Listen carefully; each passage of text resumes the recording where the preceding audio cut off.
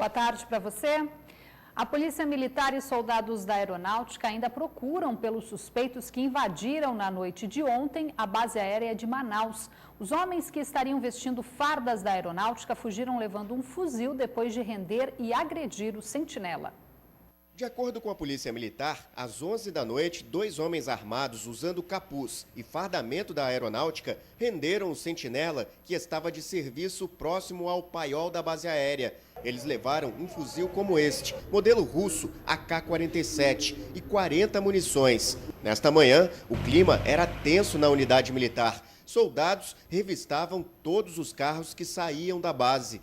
A suspeita é que os 2 homens tenham escapado por essa área de mata que envolve todo o Distrito Industrial de Manaus. Por isso, os soldados da Aeronáutica estão sendo espalhados em pontos estratégicos para continuar com as buscas. Algumas propriedades do entorno que dão acesso à base aérea pela mata passaram a ser vigiadas de perto pelos militares. Os moradores ficaram assustados com a movimentação. Se eles estiverem escondidos na mata, eles podem sair de repente. Se não tiver nenhum aparato aqui policial, nós estamos na mercê deles. O comando da base aérea em Manaus não quis falar sobre o assunto. Em nota, o Centro de Comunicação Social da Aeronáutica disse que foi aberto inquérito policial militar para apurar o fato. A polícia investiga se os criminosos tinham ligação com militares ou civis que trabalham na base. Nós estamos agora com as investigações fluindo, apurando o fato em si, a entrada, como foi, se houve facilitação de alguém, enfim, o apuratório geral para se chegar a essas pessoas que praticaram esse delito. A polícia da capital prendeu 3 pessoas acusadas de assaltar uma cooperativa de transporte alternativo na zona oeste da capital. Durante a ação, os funcionários da empresa foram feitos reféns. Um 4º integrante ainda está foragido. Por volta das 10 da noite, 4 homens armados invadiram uma cooperativa que fica na Avenida Noel Núteus, na Cidade Nova.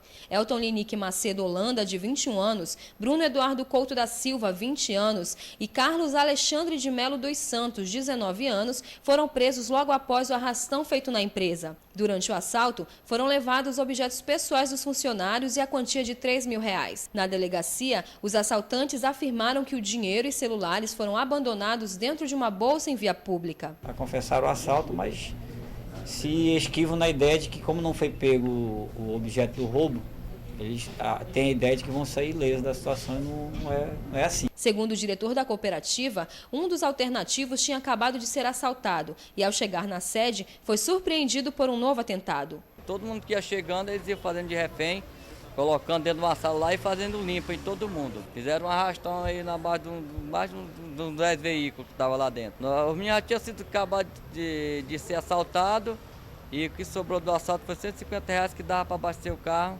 Aí quando chega lá para abastecer o carro, entraram no outro assalto. Eles levaram os R$150, levaram o celular do cobrador, do motorista, fizeram limpo em tudo. Um 4º integrante, conhecido como Marcos, que também participou do assalto, ainda está foragido.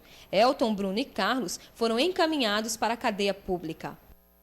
A greve dos rodoviários que havia sido anunciada para hoje foi suspensa definitivamente, segundo o sindicato da categoria.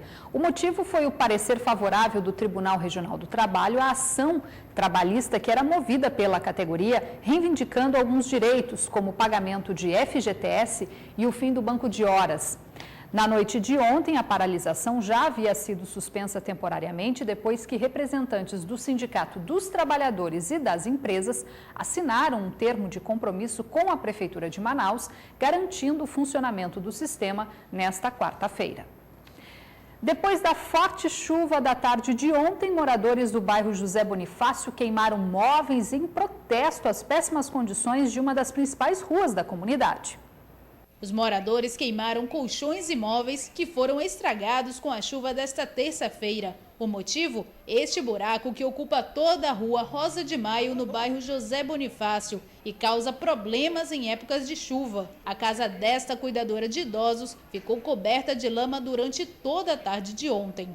Porque essa rua não tem urbanização nenhuma, ficou uma rua feia, cheia de buraco, e a água não tem por onde escorrer. Então, ela procura as casas, né? E quando os carros passam, jorra tudo para dentro de casa. Além da casa de Eunice, outras 3 moradias foram prejudicadas. De acordo com os vizinhos, o problema começou há quase um ano, quando foi construído um condomínio residencial no bairro.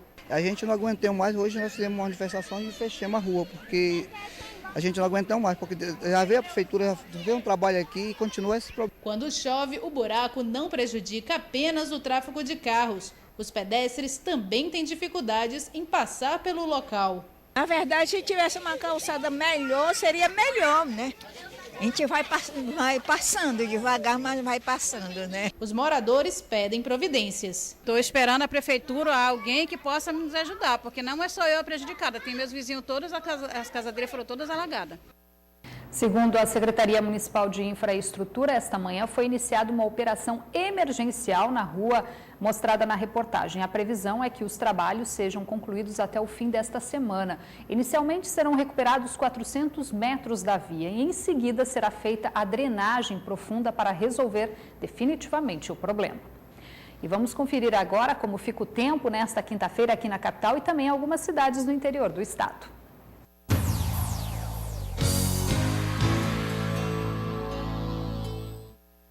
O sol aparece entre nuvens nesta quinta-feira em Parintins, onde há possibilidade de pancadas de chuva e trovoadas. As temperaturas variam entre 24 e 32 graus. Em Tabatinga, o tempo fica encoberto e também há possibilidade de chuva isolada. Mínima de 22 e máxima de 30 graus. Na capital, o tempo fica encoberto, com possibilidade de chuva, e as temperaturas variam entre 23 e 31 graus. Veja no próximo bloco, das 76 casas noturnas e bares notificados pela Prefeitura de Manaus, apenas um estabelecimento assinou o termo de ajustamento de conduta.